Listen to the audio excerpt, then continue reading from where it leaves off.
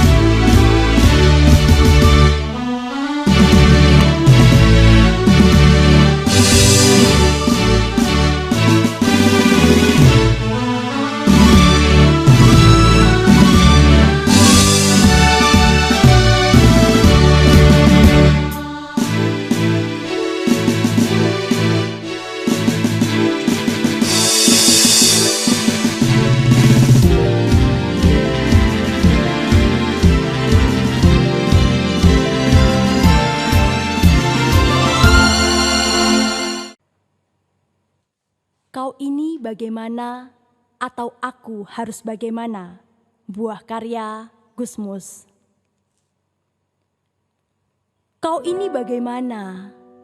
Kau bilang aku merdeka, tapi kau memilihkan untukku segalanya.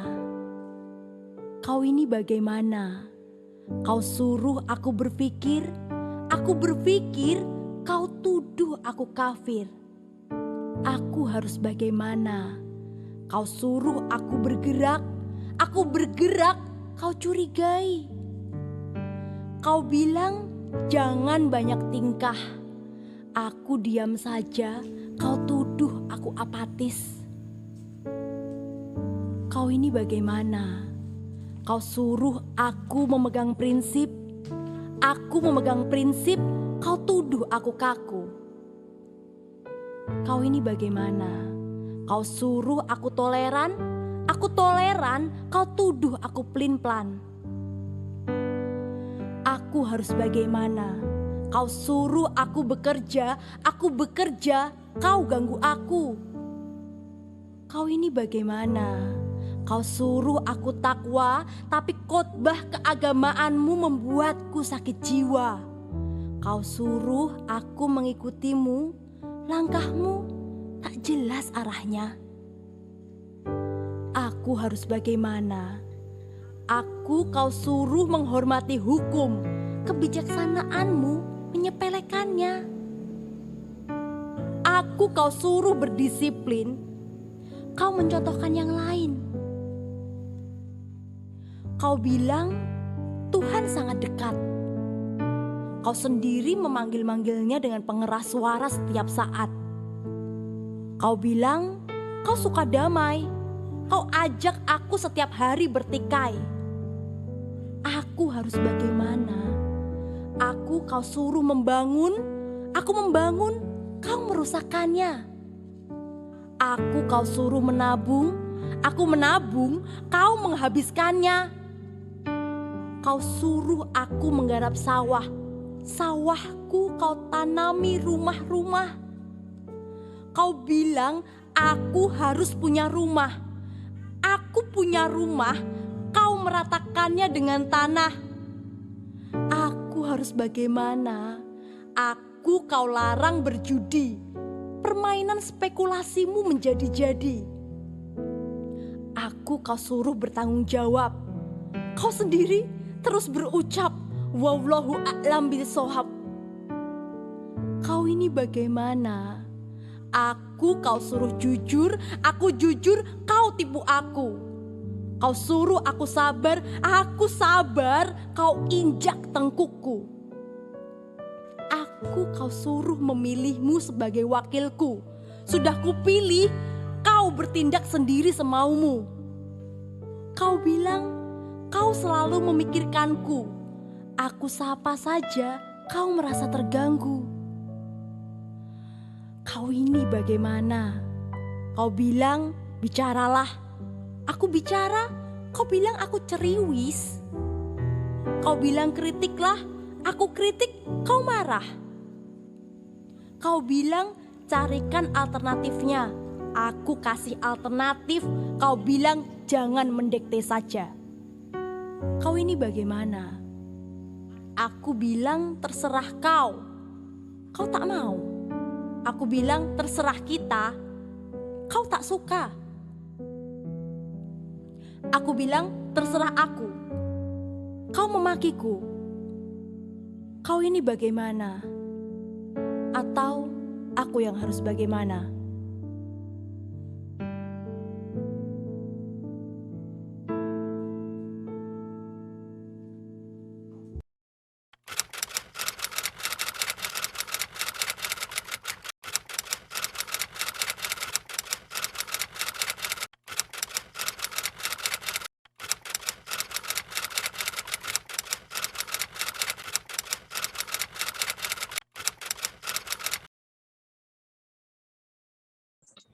Ini yang akan saya katakan menarik oleh karena saya mendengar langsung dari dua putra dan putrinya, yaitu Mas Tok atau Pak Guntur dan Mbak Mega.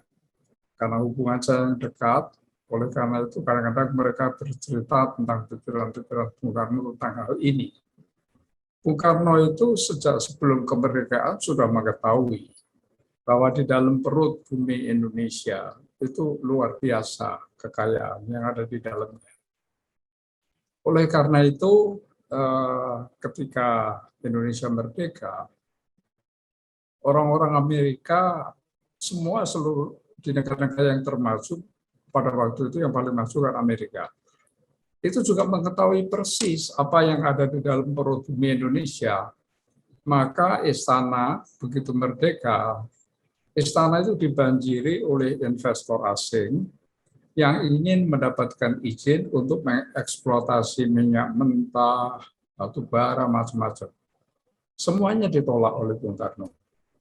Semua ditolak, lalu Ibu Mega, menurut ceritanya Ibu Mega sendiri, ketika itu beliau masih berusia 16 tahun, tanya kepada Bung Karno mengapa kok ditolak. Bung Karno mengatakan, kita tunggu sampai kita mempunyai insinyur sendiri. Nah, itu artinya yang diartikan oleh Bung Karno adalah menunggu sampai kita mampu mengeksploitasi sendiri, tidak tergantung.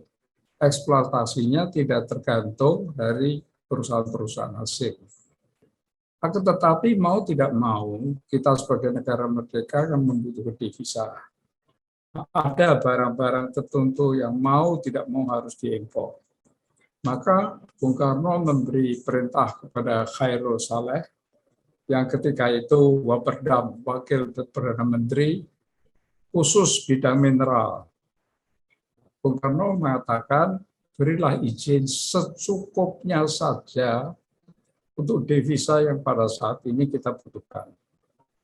Nah, sekaligus Bung Karno juga mengemis, tanda kutip, mengemis kepada semua negara di seluruh dunia, tidak peduli ideologinya apa. Mengemis supaya diberi beasiswa. Dan itu berhasil, karena mahasiswa-mahasiswa Indonesia belajar di seluruh dunia, dan saya mengalami sendiri. Jadi ini bukan hearsay, karena waktu itu saya sebagai ketua Perhimpunan Pelajar Indonesia di Belanda, mereka itu biasanya 1 tahun 1 kali berkumpul. Nah, saya mengalami 2 kali, yang 1 kali berkumpul di Moskow dari seluruh dunia. sekali kumpul di Paris di bawah pimpinan Pak Daud Yusuf yang akhirnya jadi Menteri Pendidikan. Dari situ sudah terbuktikan bahwa kita ini mempunyai mahasiswa yang dididik di seluruh dunia.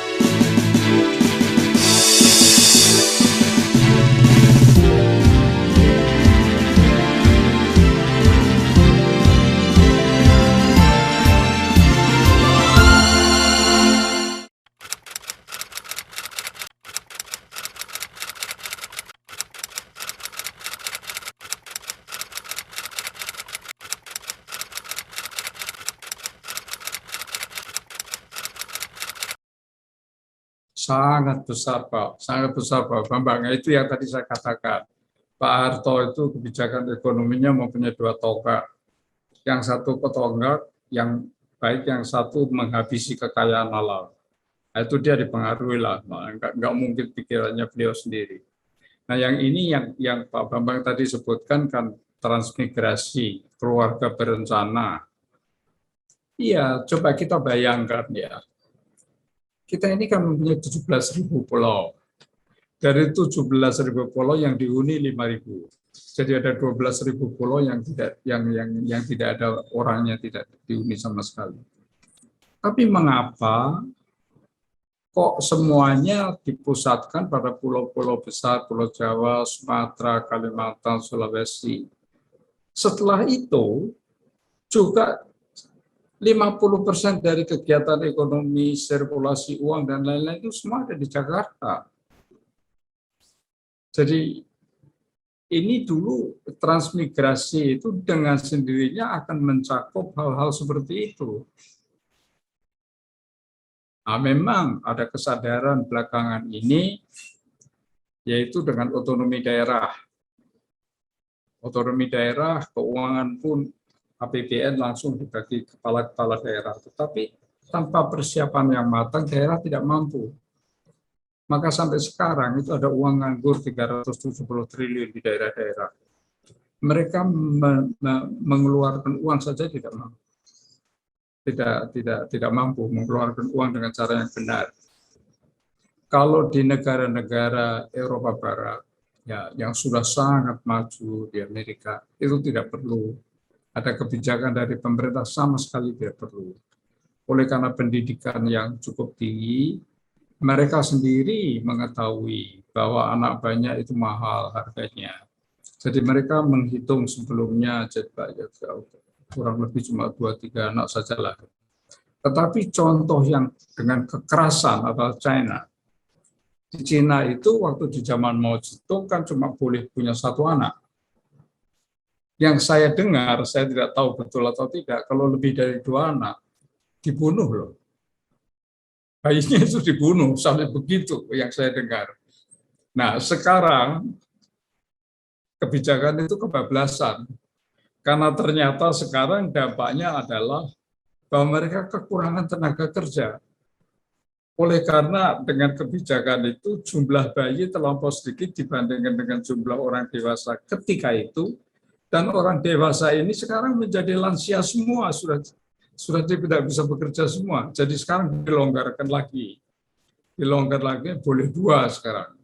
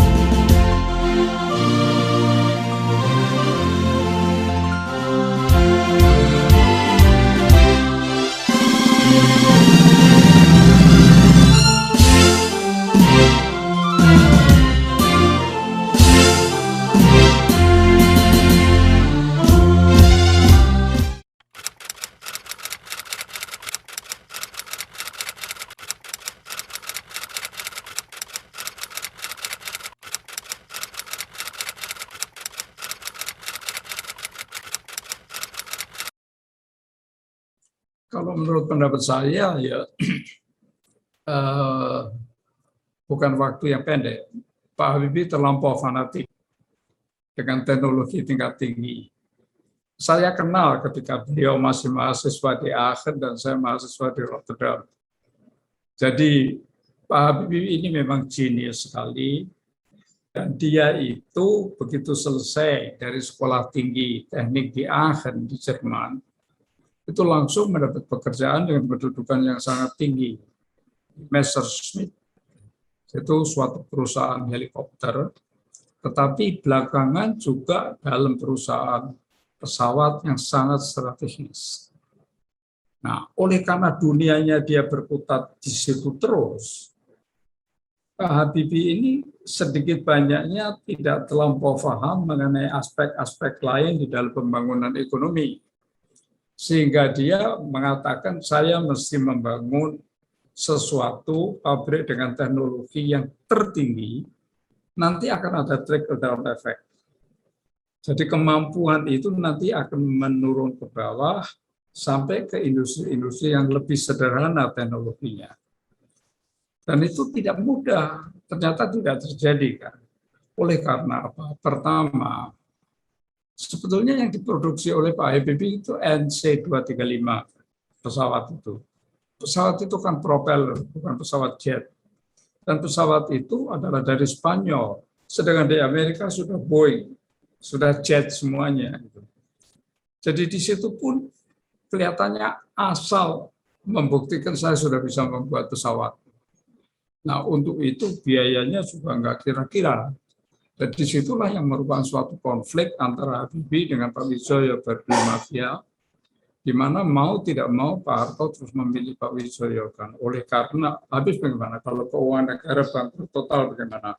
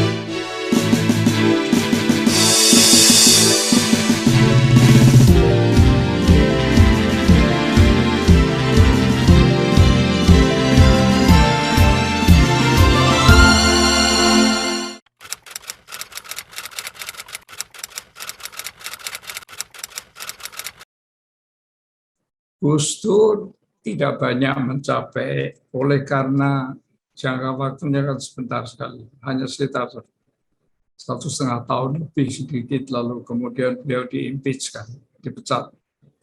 Tetapi di dalam waktu yang pendek itu pun tidak penuh. Saya sempat mendampingi sebagai Menko Equine, sehingga saya banyak ikut Gus Dur kemana-mana ke negara-negara lain.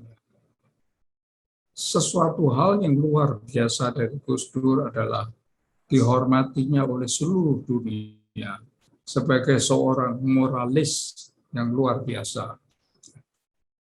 Jadi di sini Gus Dur di dunia ingin memperoleh sahabat, dan beliau sendiri selalu mengatakan yang tidak orisinil dari beliau, tetapi dia mengatakan bahwa pegangan dia adalah 1.000 teman terlampau sedikit, 1 musuh terlampau banyak. Nah itu. Tetapi di dalam negeri, Gus Dur juga berhasil membangkitkan suatu toleransi yang luar biasa. Nah di sini terjadi kontroversi lagi, apakah tidak kebablasan? Kalau Konghucu diakui sebagai agama itu apa tidak kebablasan? Sampai di situ. Nah tetapi Gus Dur mempunyai filosofinya sendiri, bahwa ya memang tidak apa-apa, ya memang begitu. Beliau kan ahli agama, sekolahnya di Baghdad dan di Kairo. Jadi ini kelebihan Gus Dur di situ. Apakah dengan demikian Gus Dur tidak mengerti ekonomi sama sekali, tidak mengerti pembangunan, dan tidak mau tahu? Tidak juga. Gus Dur di dalam hal pembangunan ekonomi dan yang lain-lain yang beliau tidak terlampau mengetahui, dia mempercayakan sepenuhnya kepada menteri-menterinya. Itu saya alami sendiri. Di mana-mana setiap kali kalau ada kunjungan kenegaraan ditanya oleh presiden yang bersangkutan tuan rumah, ditanya mengenai ini itu dengan sangat spontan dia bilang, saya tidak tahu apa-apa soal ekonomi, tetapi saya punya jenderal ekonomi menunjuk pada saya dan tim saya seperti Pak Bambang Sudibyo, Menteri Keuangan segala. Jadi dia mempercayai sepenuhnya.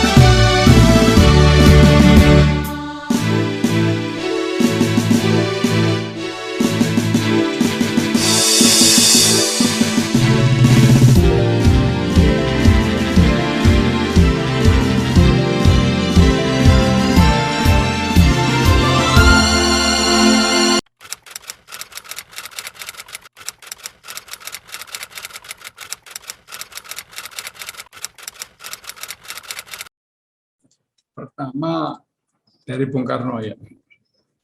Dari Bung Karno yang kita harus pertahankan adalah persatuan dan kesatuan. Ini prestasinya Bung Karno. Kalau menurut pendapat saya luar biasa. Bung Karno itu cuma diberi waktu 25 tahun setelah merdeka untuk membentuk NKRI yang sampai saat ini masih kita rasakan.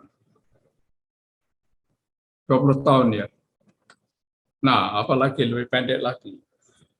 Dan di dalam periode yang 20 tahun itu, beliau diganggu oleh revolusi komunis di Madiun, diganggu oleh Republik Maluku Selatan, diganggu oleh PRRI Permesta, pemberontakan-pemberontakan itu, diganggu oleh negara-negara lain.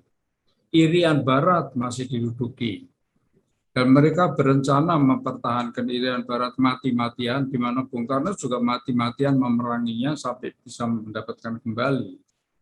Nah, ini luar biasa oleh karena di dalam periode yang sama ketika itu, mungkin sekarang juga masih ada sisa-sisanya, negara yang tertua itu saling bunuh-membunuh karena perbedaan agama, Irlandia dan Inggris.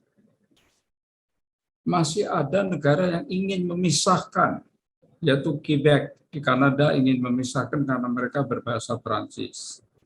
Di Belgia ada pertentangan yang luar biasa antara bahasa Belanda, bahasa Flaming, namanya Vlaams, dengan bahasa Prancis.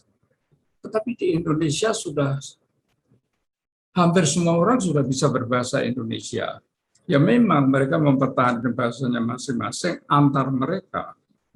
Tetapi bahwa Indonesia NKRI yang demikian luasnya, sekali lagi 17.000 pulau, ini sebuah kenyataan yang sampai sekarang masih bisa kita rasakan, itu hal yang luar biasa. Itu Bung Karno dengan segala kekurangannya. Ya. Pak Harto juga dengan segala kekurangannya. Pak Harto adalah suatu pemimpin yang betul-betul pemimpin, yang mengetahui persis di mana dia harus berdemokrasi, di mana dia harus bertindak sangat keras. Oleh karena Pak Harto paham betul bahwa rakyat Indonesia belum bisa diberi demokrasi seperti yang ada di Amerika, di Eropa Barat. Demokrasi seperti itu tidak mungkin kalau rakyatnya belum terdidik secukupnya.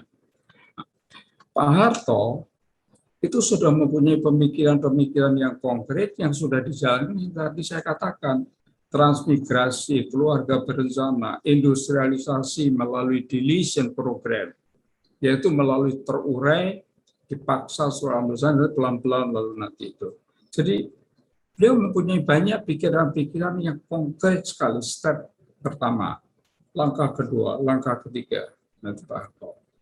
Nah, setelah Pak Harto diganti oleh Pak Habibie waktunya sebenarnya terlampau singkat waktunya, tetapi yang segera dia lakukan, bahkan sebelumnya sebagai menterinya Pak Harto kan sudah melakukan sesuatu yang menurut pendapat saya terlampau ekstrim, yaitu mulainya dari pesawat udara, trickle down effect yang ternyata tidak terjadi. Nah, setelah Pak Harto, lalu setelah Habibie, Pak SBY ya, Gus Dur ya. Nah, kalau Gus Dur saya dekat sekali karena saya dulu Menko-nya lah. Nah, Gus Dur ini waktunya terlampau singkat dan beliau mempunyai suatu handicap yang luar biasa, yaitu tidak bisa melihat. Itu handicap yang sangat besar untuk Gus Dur.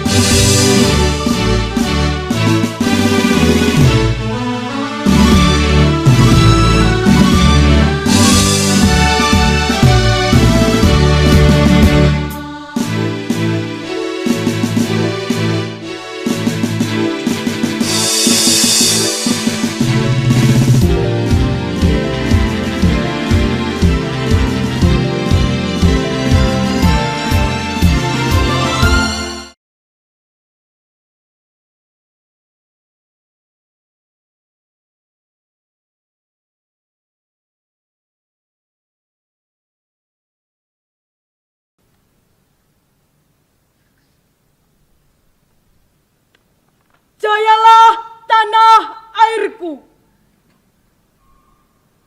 Karya Chairil Anwar.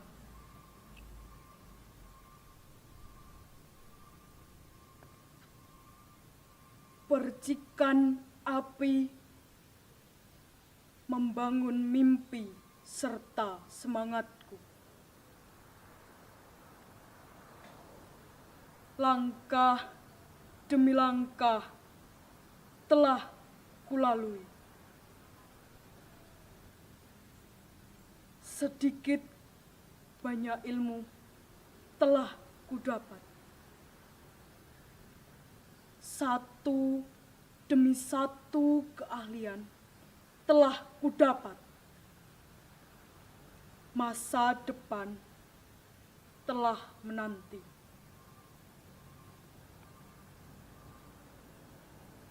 Tahukah kau,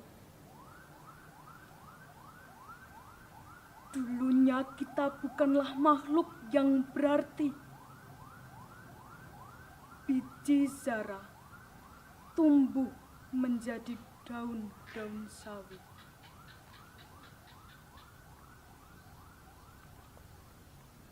Menghadapi kenyataan berperang dengan hama, bermandikan tajamnya air hujan, merasakan panasnya tersengat matahari dan menggigil dalam dingin. Tetapi kita kuat. Kita dapatkan yang kita mau. Rasakan kepuasannya.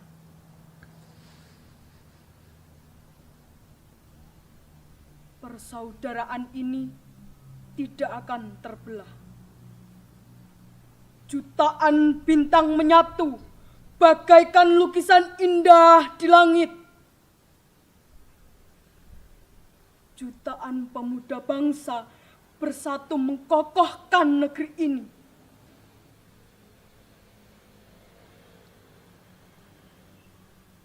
Hidup adalah belajar. Setiap langkah kita belajar menggapai ilmu untuk bekal esok hari. Kau, apakah kau cinta tanah airmu? Kau, apakah kau cinta negerimu? Dengan apa kau cintai semua itu?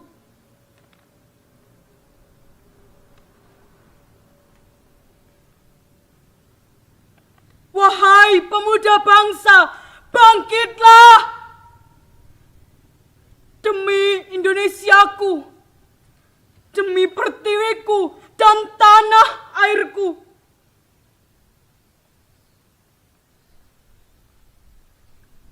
Pemuda yang bersatu,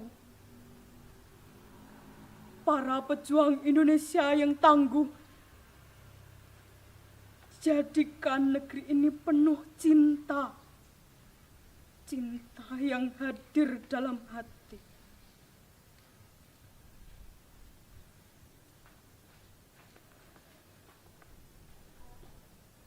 Jayalah bangsaku, jayalah negeriku, jayalah tanah airku, Indonesia.